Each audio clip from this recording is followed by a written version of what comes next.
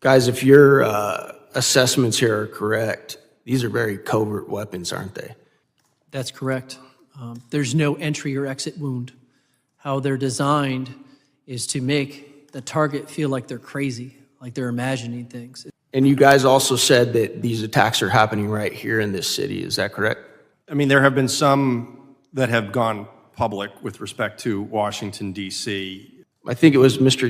Grozev said you spoke to a Russian agent who said that they believe that Americans are using these same weapons on them. Is that correct? That is correct. Might that have something to do with part of the CIA's motive to cover up the existence of this tech and these weapons? That is a very logical possibility. Thank you. Mr. Chairman, I yield back. The gentleman yields. Chair now recognizes the gentleman from New York, Mr. Goldman, for his round of questioning. Thank you, Mr. Chairman, and thank you to our witnesses for being here. Mr. Grozev, I want to follow up a little bit on the interactions you've had with Russian intelligence about these AHIs.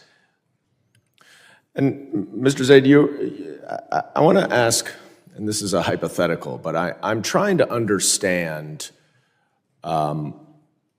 why our government would try to block information sharing or conceal information that they have.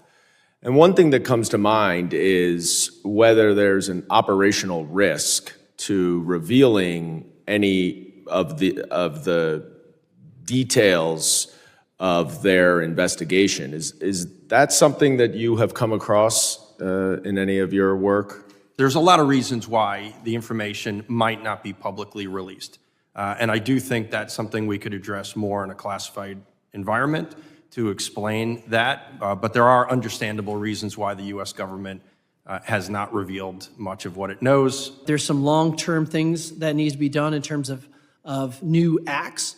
But in the short term, we need to do things like implement the original Havana Act. Yeah. DOD still hasn't done it. They still have not implemented the Havana Act. And we need a VA diagnostic code. Thanks to the VFW brothers and sisters that are here today and for your meeting earlier, we don't have a VA diagnostic code for the 500-some DOD survivors. Yeah. How are they going to get long-term care and disability without that? Yeah. Well, I hope this issue you see in a room that is often contentious, explosive, volcanic, that you've got members on both sides who first honor and salute the victims and want to do everything we can to make sure that they're made whole, and if they can return. And then, of course, as the victims have wanted to do, make sure we do everything possible to prevent anyone else from suffering from this. And I yield back. Thank you, Chairman.